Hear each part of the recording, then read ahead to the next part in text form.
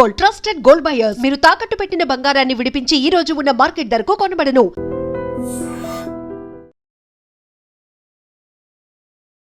నమస్తే రమగారు. నమస్తే జయ. రమగారు, దేవకన్యని కంప్లీట్ చేద్దామండి. చంద్రభానుడు యోగిని దగ్గరికి వెళ్ళాడు. ఆవిడేమో స్త్రీ వేషం వేసింది. ఈ స్త్రీ వేషంలో రాణి గారు వచ్చి ఇతన్ని అంతఃపురానికి తీసుకుపోయింది. ఒక పెద్ద రాజభవనం.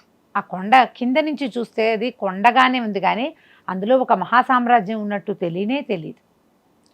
ఎంత పెద్ద దేవాలయం, భవనాలు అవన్నీ.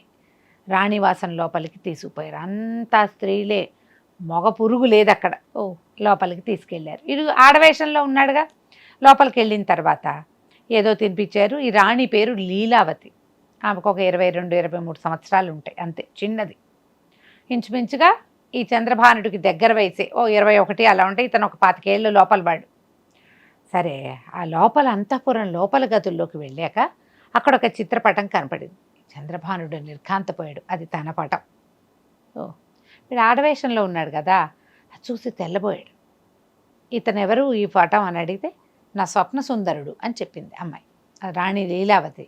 అతను ఆశ్చర్యపోయాడు. మీరంతా పురుషద్వేషులు, ఇక్కడ ఎవరు పురుషుడు అన్నవాడు లేడు, మరి ఇట్లా స్వప్నసుందరుడు అని ఎట్లా ఉన్నాడంటే, నాకు తెలీదు, మా తండ్రి వల్ల చాలా అవమానాలు పాలయ్యి బలవన్మరణానికి పాల్పడింది. మేమంతా పురుషద్వేషులుగా మారిపోయాం. మేమే మా రాజ్యాన్ని నడిపించుకుంటున్నాము. కానీ నాకు కలలో మహాదేవి ఆజ్ఞాపించింది, ఇతడు నీ భర్త అని. ఆ కనిపించిన స్వరూపాన్ని నేను గీసి పెట్టుకున్నా. అతడు నాకు కనుక లభిస్తే నేను అతనితోటే నా జీవితం. అమ్మవారి ఆజ్ఞగా నేను దాన్ని తీసుకున్నాను.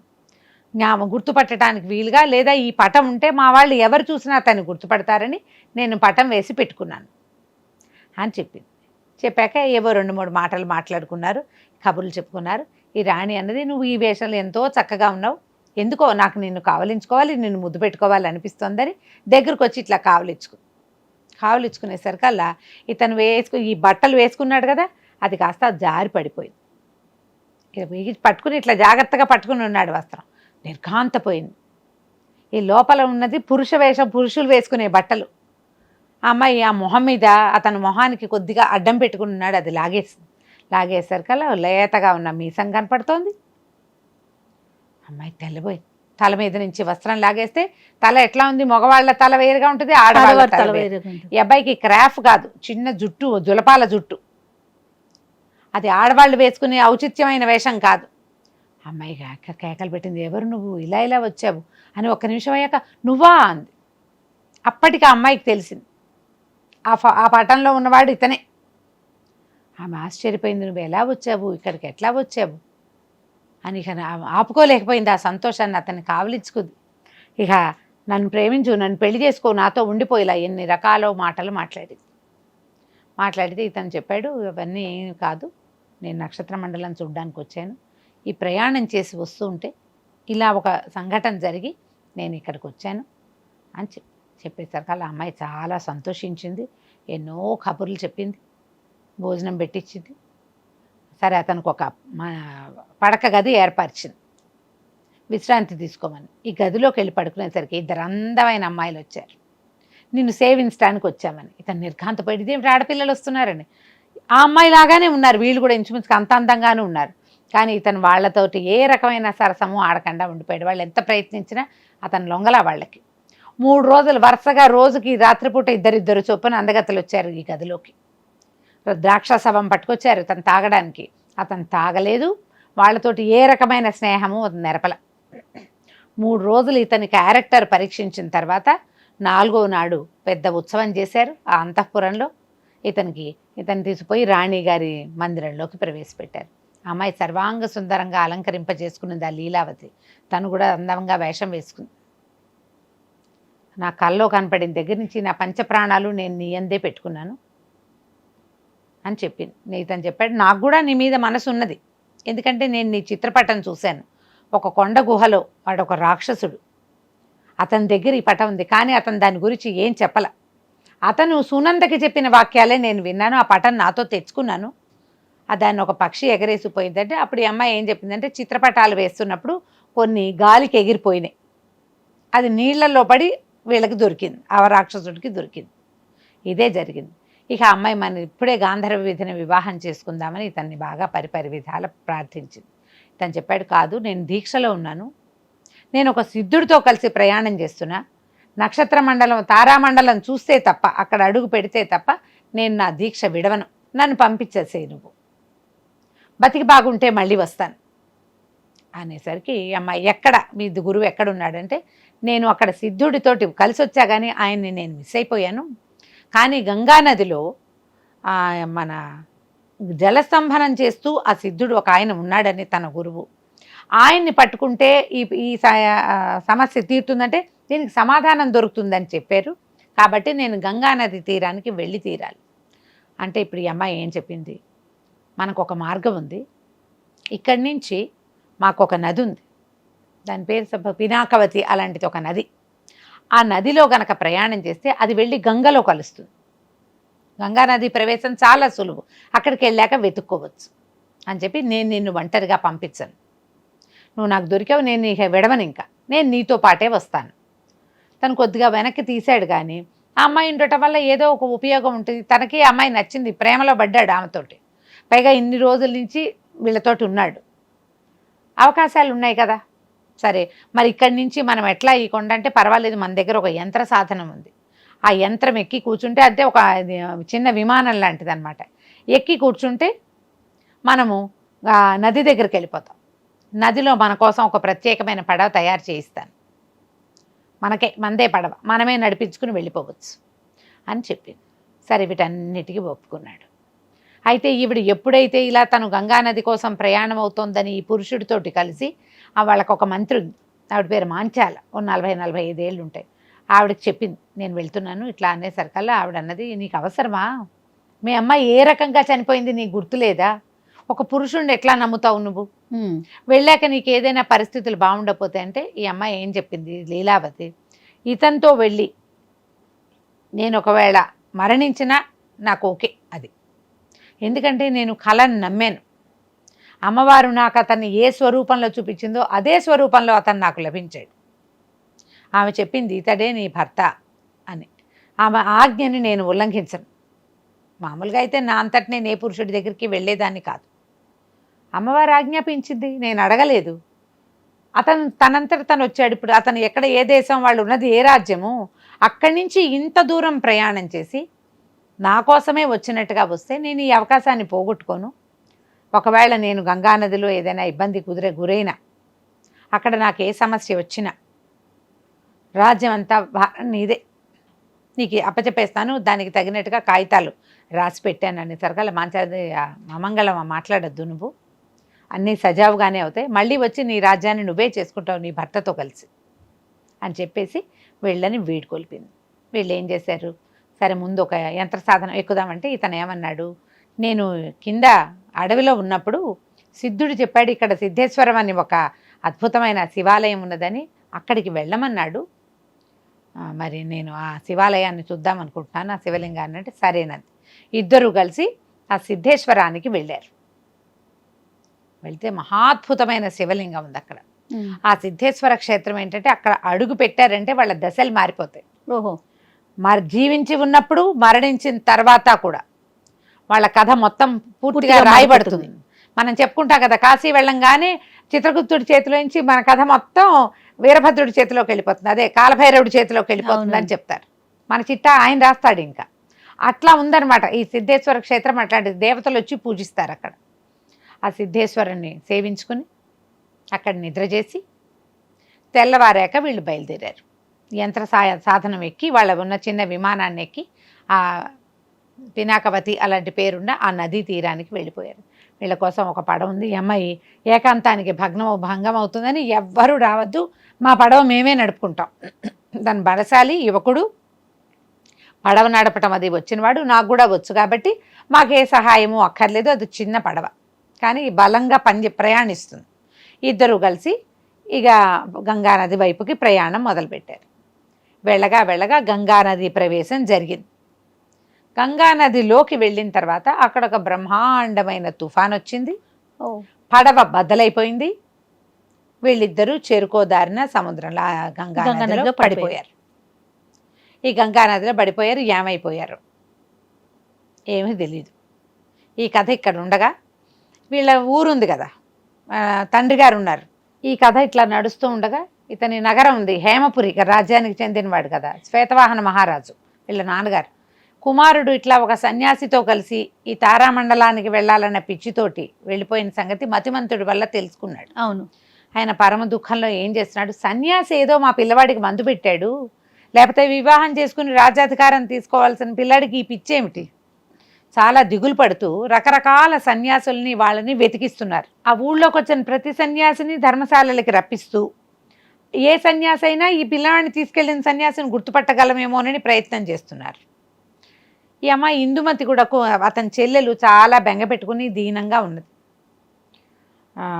బాగా ఆలోచించుకుని అమ్మాయి ఏం చేస్తుందంటే వాళ్ళ నాన్నగారికి చెప్పింది, నాన్నగారు ఒక పని చేద్దాం, మీరు ఇలా సన్యాసుల్ని పిలిపించి అవధూతల్ని పిలిపించి సిద్ధుల్ని పిలిపించుకుని ఏం ప్రయత్నం, వాళ్ళందరితో ధర్మశాలలు నిండిపోతున్నాయి తప్పిస్తే ప్రయోజనం లేకుండా ఉంది.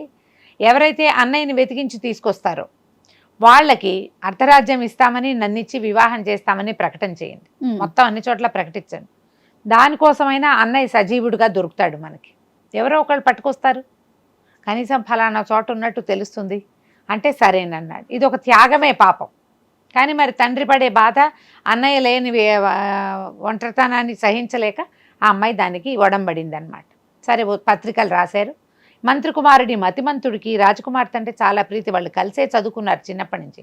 అన్న మతిమంతుడు ఫ్రెండ్స్, వాళ్ళతో పాటు ఈ చిన్నమ్మాయి ఇందుమతి కూడా తిరిగేది. ఒక 4-5 సంవత్సరాల వారం ఉంది కానీ స్నేహం ఉంది. మతిమంతుడికి ఇందుమతి కావాలని ఉన్నది. అతను ఏం చేశాడంటే సరే ఏవో ప్రేమ గీతాలు అంతకుముందు రాసిన గీతాలన్నింటినీ కథలుగా పాటలుగా మార్చి పాడుతూ ఈ పిల్ల వెనకాల తిరిగాడు. చెప్పాడు, నువ్వు ఇలాంటివి ఆజ్ఞ ఇస్తే నేను కూడా వెతకడానికి వెళ్తున్నాను, వెళ్ళిపోతాను అన్నాడు. ఈ అమ్మాయింది పిచ్చివాడు, ఇతను కూడా బయలుదేరి వెళ్తున్నాడేమో, అన్నయ్య ఎక్కడికి వెళ్ళిపోయాడో తెలియదు, ఇతని ఆసరా కూడా లేకుండా అయిపోతుంది, మనిషి మంచివాడే, ఎలా అవుతుందో తెలీదు, ముందు దేవాలయానికి వెళ్ళి పూజ చేయించుదామని దేవాలయానికి వెళ్ళి దేవాలయంలో కూర్చుని మా అన్నని రక్షించు అని ప్రార్థిస్తుంటే ఇందుమతి నీ కోరిక త్వరలో తీరుతుందని ఆకాశవాణిలాగా వినపడింది. అందరూ ఆశ్చర్యపోయారు, ఎవరో మాట్లాడుతున్నారని. దేవుడు మాట్లాడుతున్నాడు అనుకుంటే దేవుడి విగ్రహం నుంచి ఆ మతిమంతుడే వచ్చాడు వెనక్కి. అందరూ నవ్వారు. అన్నీ ఇలాంటి కోతి పనులు చేస్తాడు ఇతను, ఎలా రక్షించగలడు రాజుగారి అబ్బాయిని? అల్లరివాడు, అవును, కొంటేవాడు, ఆడపిల్లల వెనకాల తిరిగేవాడు, వీరోచిత కార్యాలు వీడి వల్ల కాదు నేను వెళ్తున్నానని చెప్పాడు. ఈ లోపల ఏమైంది, రాజుగారి దగ్గర నుంచి కబురు వచ్చింది, అమ్మాయి గారిని రమ్మంటున్నారని. ఆయన ఏదో గాభరాలో ఉన్నాడని మతిమంతుడు కూడా వెనకాల పరిగెత్తాడు. వెళ్ళేసరికల్లా రాజుగారి ఇట్లా నెత్తి మీద చేతులు పెట్టుకుని కూర్చుని ఉన్నాడు. ఆయనకు ఒక ఉత్తరం వచ్చింది, అమ్మ నువ్వు ఇంత త్యాగం చేసిన, మతిమంతుడిని కూడా అన్నయ్యని వెతకడానికి పంపించినా ఏమీ ప్రయోజనం లేదు, ఇదిగో ఈ ఉత్తరం చూడు అని చెప్పి ఆ ఉత్తరం చూపించాడు. దీనికి ఈయనకి ఎవరు రాశారు, ఈ మన హేమగిరి మహాప్రభువుకి శ్వేతవాహన చక్రవర్తికి రాయబడిన ఉత్తరం. అది కాశీపురాధీశ్వరుడైన రాజుగారు రాశారు. కాశీలో గంగానదిలో మాకు ఒక పడవ దొరికింది, అది బంగారు పడవ, మణిమయంగా ఉన్న పడవ 2 ముక్కలుగా ఛిద్రమైపోయి లభించింది.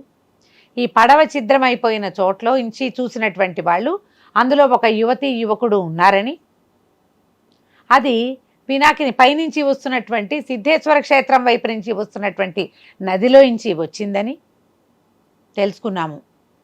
అయితే మేము అక్కడికి వార్తలు పంపిస్తే ఈ మన హేమగిరి రాజ్యానికి చెందినటువంటి యువరాజు అయిన కుర్రాడు, అతను ఇక్కడికి చంద్రభానుడు రాణితో కలిసి, రాణి లీలావతితో కలిసి సముద్రంలో ఈ మన నదిలో నుంచి ప్రయాణం చేసి గంగా నది ప్రవేశం చేశాడని తెలియొచ్చింది. కాబట్టి మీ కుమారుడు గంగానది ప్రవేశ సమయంలో పడవ బద్దలైపోయి మరణించాడు, కానీ మాకు శరీరాలు లభించలేదు కాబట్టి మరణాన్ని మేము నిర్ధారించలేకపోతున్నాము, కానీ అతను ప్రమాదానికి గురయ్యాడు. ఈ విషయం తెలియజేయడానికి మాకు చాలా బాధగా ఉంది, కానీ మీకు తెలుసో తెలీదో అతను ఇక్కడికి వచ్చిన సంగతి, అందుకని మీ కుమారుడైన వాడికి ప్రమాదం జరిగిందని మీకు తెలియజేయటం అయింది అని ఉత్తరం వచ్చింది. కుప్ప కూలిపోయారు నాన్న కూతురు. మతిమంతుడు నిర్ఘాంతపోయాడు. తనకి ఏమనిపించింది, అసలు ఇది ఎక్కడ మొదలైంది, అక్కడికి వెళ్ళిన వాడు ఒక అమ్మాయితో ఎలా వెళ్ళాడు, సిద్ధుడితో బయలుదేరాడు, రాణి లీలావతి ఎక్కడి నుంచి వచ్చింది ఈ కథలోకి, ఏం జరిగి ఉంటుంది, ఇదేదో తెలుసుకోవాలి. అని ఎక్కడి నుంచి ఈ ఉత్తరం వచ్చింది ఎక్కడ, ఈ పడవ ప్రమాదం జరిగింది ఎక్కడ, అవన్నీ కనుక్కున్నాడు. ఇందుమతికి చెప్పాడు, నేను ప్రయత్నం చేస్తా, నన్ను వెళ్ళనివ్వమన్నాడు. మతిమంతుడు బయలుదేరాడు. ఇంతకుముందు సిద్ధుడితోటి చంద్రభానుడు బయలుదేరింది కాలినడకన, కానీ మతిమంతుడు జాడలు తీయటానికి వెళ్తున్నాడు కదా, గుర్రం వేసుకునే బయలుదేరిపోయాడు. ఈ అరణ్యాలు అవి దాటుకుంటూ ముందుకు వెళ్ళాడు. వెళ్తే ఏమైంది, ఒక పల్లెటూరి ఏమంటారు ఊరి పొలిమేరలో ఒక అమ్మాయి ఆత్మహత్య చేసుకోబోతూ అతనికి కనపడింది. ఆ ఆత్మహత్య ఏమిటి, చితెక్కబోతోంది అమ్మాయి. ఇతను కేకలు పెట్టాడు, ఎక్కద్దు ఎక్కద్దు, ఎవరని కేకలు పెట్టి దగ్గరికి వెళ్ళాడు. వెళ్ళేసరికల్లా ఆ అమ్మాయిని పట్టుకున్నాడు. ఆమె ఒక బ్రాహ్మణ యువతి. ఎందుకమ్మా ఇంత పని చేస్తున్నావు, ఇట్లా చేయబోక, ఏం జరిగింది ఏమిటి అని అడిగితే, ఏం చెప్పాను నాయన, నేను ఒక బ్రాహ్మణ వధువుని, మా అత్త మామ ఉన్నారు, గర్భవతిని కూడా నేను, నా భర్తని ఎంతో ప్రేమగా ఉన్నాం మేము, వాడెవడో రాక్షసుడు ఎత్తుకుపోయాడు, ఎవరో ఒక మహానుభావుడు వల్ల రాక్షసుడి దగ్గర నుంచి తప్పించుకుని ఇల్లు చేరాను, కొద్ది రోజులు హాయిగానే ఉన్నాం, ఈ లోపల నా భర్తకి అనారోగ్యం ఉంచుకొచ్చి ఆయన చనిపోయాడు, జీవించలేక ఆయనతో కలిసి నేను చేయాలనుకున్నాను అనేసరికల్లా ఇతను అన్నాడు, అదేమిటమ్మా, వెనకాల 2 పెద్దవాళ్ళు ఉన్నారు, కుమారుడు పోయి నువ్వు పోతే వాళ్ళు ఏం చేస్తారు, పైగా గర్భవతివి, ఇట్లా చేయకూడదు, నీకు జీవితానికి ఒక ఆసరా ఉంది, ఈ పని పనికిరాదు, ఇట్లా చెయ్యొద్దన్నాడు. అని నువ్వు రాక్షసుడి నుంచి నిన్ను తప్పించిన మహానుభావుడు ఎవరమ్మా అన్నాడు. అనేసరికల్లా ఆ అమ్మాయి ఏం చెప్పిందంటే, ఏం చెప్పాను ఆయన మామూలు వాడు కాదు, చాలా గొప్పవాడు, హేమగిరి యువరాజు చంద్రభానుడు నన్ను రక్షించాడు, నా పేరు సునంద అన్నది. అనగానే ఆశ్చర్యపడు, నీకెక్కడ దొరికాడు చంద్రభానుడు అన్నాడు. చంద్రభానుడు సిద్ధుడితో కలిసి వచ్చాడు, ఇక్కడికి వచ్చాడు అని చెప్పేసరికల్లా ఇతను ఆశ్చర్యపోయాడు. నేను అతని కోసమే వెతుక్కుంటూ వచ్చాను, పద నిన్ను మీ ఇంటి దగ్గర దింపుతానని ఆ అమ్మాయిని తీసుకుపోయి వాళ్ళ అత్తవారింట్లో దింపాడు. ఈ పని చెయ్యొద్దు, కుమారుడో కుమార్తెనో కను, ఈ పెద్దవాళ్ళతో పాటు ఉండు, నీ భర్త చనిపోయినా నీకు బాధ్యతనిచ్చి వెళ్ళిపోయాడు, ఇట్లా చెయ్యొద్దని. చంద్రభానుడు ఎక్కడికి వెళ్ళాడు, ఏ అడవిలోంచి ఎలా వెళ్ళాడో కనుక్కోవాలి. ఇంకా ఇప్పుడు ఒక విషయమే తెలిసింది, అతను ఈ అడవి నుంచే ఎక్కడికో వెళ్ళాడు. ఇతనికి తెలుస్తోంది, సిద్ధేశ్వరం కనపడుతోంది, పెద్ద కొండ ఉంది అక్కడ, సిద్ధేశ్వర క్షేత్రానికి వెళ్ళడం కుదరదు, అది ఎందుకంటే చాలా పెద్ద కొండ, ఏ రకంగా తను పైకి వెళ్ళగలడో తనకు తెలియదు. సరే ప్రయత్నం చేద్దామని చెప్పి అక్కడి నుంచి మతిమంతుడు చంద్రభానుడిని వెతుక్కుంటూ ముందుకెళ్ళాడు. ఇన్ని మలుపులు తిరిగిన కథ ఎట్లా చివరి మలుపుల్లోకి వెళ్తుందో మళ్ళీ భాగంలో తెలుసుకుందాం. తప్పకుండా రమ్మగారు. నమస్తే. నమస్తే చేయండి. And for more videos, Please subscribe to iDream. Please subscribe to iDream. Please subscribe iDream. And please subscribe to iDream. For more videos, subscribe to iDream. please like, share and subscribe to the channel. Congratulations, iDream. subscribe to iDream. Subscribe to iDream. So subscribe to iDream Media. iDream ki iDream team andarki huge congratulations. Please subscribe iDream Media. Please subscribe to iDream. Subscribe iDream. Please subscribe to iDream. iDream అంటే నా కళల channel subscribe చేసుకున్న నోరు తిరుగుతలేదు, మీరైతే గంట గుర్తు కొట్టండి. For more such videos, please subscribe to iDream. Subscribe to iDream. Please subscribe to iDream. Please subscribe iDream Media. Please do subscribe to iDream. Please subscribe to iDream Media. For best entertainment and information, please subscribe iDream. And don't forget to subscribe to iDream.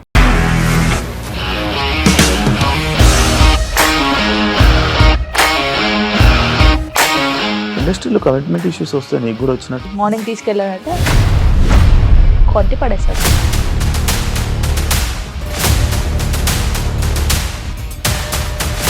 ఒక్కళ్ళు కూడా చూడలేదు ఈ cinema అని చెప్పడానికి కూడా చాలా ధైర్యం కావాలి. అది నిజం కదా, దాంట్లో ధైర్యం ఏంటి? ఇది నెక్స్ట్ డే ప్లేట్ మార్చేస్తే తప్పు కదా. As of now we are comfortable this అని నేను అనుకుంటున్నాను. రష్మిక గారిది మీది ఒకే ఊరు అంట కదా. నీకు కోపం వచ్చిందంటే బాగా తిట్టేత్తరా?